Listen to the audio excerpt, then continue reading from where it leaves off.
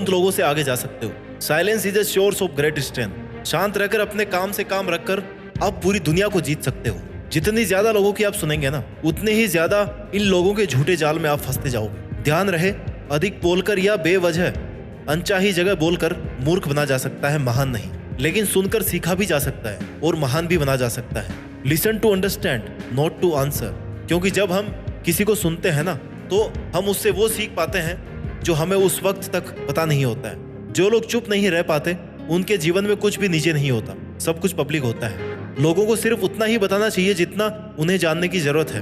आप जितना कम बताएंगे, लोग उतना ही कम सोचेंगे कि आपका अगला मूव क्या होगा। अटेंशन को भूल जाइए, क्योंकि डिस्ट्रैक्शन की आवाज तेज होती है, लेकिन क्रिएशन शांति में होता है, पीसफुली होता है। तो अब आप ये डिसाइड करो कि आपको अपने जीवन में कुछ क्रिएटिव करना है, कुछ बनना है, या विध्वंस करना है, नष्ट करना है, चीजें खत्म करनी है। ब्रह्मांड में सब कुछ एनर्जी की फॉर्म में ही है। यही कारण है कि अपने अंदर की एनर्जी को बचाना जरूरी है। अक्सर ऐसा होता है कि हम अपने प्लान्स, अपने जीवन की हर बात लोगों से शेयर करने लग जाते हैं, और फिर उनकी राय एनर्जी के रूप में हम तक पहुंचती है। कभी ये राय सही होती है, कभी गलत होती है। हम इतना शेयर कर चुके होते हैं कि लोगों की अलग अलग तरह की एनर्जी हमारे तक पहुंचने लग जाती है। ये हमारी एनर्जी को इफेक्ट और डिस्ट्रैक्ट करती है। आप जितना चुप रहेंगे, उतनी तेजी से आगे बढ़ेंगे, क्योंकि आपका फोकस और एनर्जी एक ही दिशा में होगी। हाँ, एडवाइस लेने में कोई बुराई नहीं है, लेकिन इसके लिए आपको ये डिसाइड करना पड़ेगा कि किससे आपको एडवाइस लेना है। सही जगह पर लिमिटेड बोलना ज्यादा जरूरी है। जो ज्यादा बोलता है ना, वो कम फायदे में रहता है, और जो कम बोलता है वो ज्यादा फायदे में रहता है। अच्छा स्पीकर बनने के सभी लोग फायदा बताते हैं, सब आपको अच्छा स्पीकर बनना सिखाएंगे,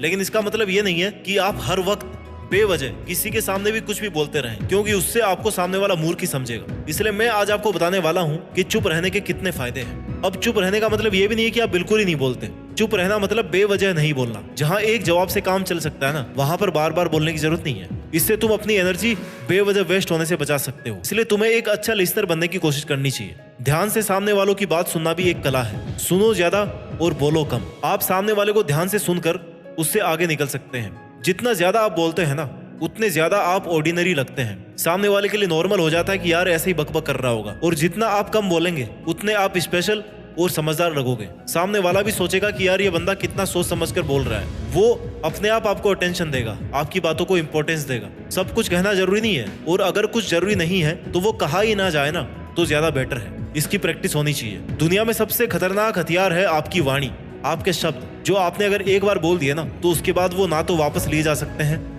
और ना मिटाए जा सकते हैं। इसलिए अपने ही शब्दों को खुद की कमजोरी ना बनने दें। कई लोग देखे होंगे आपने, उनके मुंह से कुछ भी निकल रहा होता है, फिर वो बोल रहे होते हैं कि यार भाई गलती हो गई, ऐसे निकल गया मुंह से। भाई ऐसे मत निकालो ना मुंह से। थोड़ा शांत रहना भी सीखो, थोड़ा चुप रहना भी सीखो। अपने शब्दों पर, अपनी वाणी पर कंट्रोल करना सीखो। सही समय पर सही जवाब देना सीखो, क्योंकि अपनी ही वाणी, अपने ही शब्द कई बार अपने लिए नुकसानदायक साबित होते हैं। कई बार फ्लो में तुम्हारे मुंह से ऐसी बातें निकल जाती है जो सामने वाले को नहीं कहनी चाहिए थी। इसलिए कहते हैं कि हमारे वर्ड्स हमारी ताकत के साथ साथ हमारी कमजोरी भी हो सकते हैं, अगर हमें यह नहीं पता कि कहाँ कितना बोलना है। सही समय पर सही इंटेंशन के साथ सही वर्ड्स को यूज करना ही आपको एक सक्सेसफुल इंसान बना सकता है। लेकिन वहीं अगर आप सही समय पर गलत इंटेंशन से गलत शब्दों का इस्तेमाल करते हैं, तो ये आपको और आपकी पर्सनैलिटी को, आपके नाम को खराब कर सकते हैं। आपने बहुत बड़े बड़े नेताओं को स्पीच देते हुए सुना होगा। कुछ पॉलिटिशियन एकदम नफी-तुली बात करते हैं, जिससे सुनकर लगता है कि यार बंदे ने क्या गजब बात की है। और किसी किसी को सुनकर के ऐसा लगता है ना, यार इसका ये रोज का काम है फेंकना,